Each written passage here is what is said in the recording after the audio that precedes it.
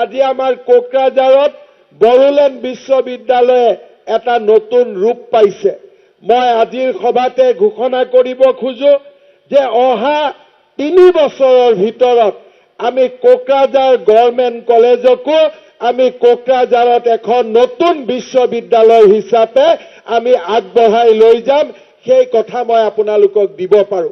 আৰু অহা 2 বছৰৰ ভিতৰত বড়োলেণ্ড বিশ্ববিদ্যালয়ৰ আন এটা ব্ৰাঞ্চ, আন এটা শাখা আমি ওদালগুৰিটো আৰম্ভ কৰাৰ বাবে আমি সিদ্ধান্ত গ্ৰহণ কৰিছো, যাতে এই বড়োলেণ্ড অঞ্চলত উচ্চ শিক্ষাৰ এক নতুন জাগৰণ হ'ব পাৰে।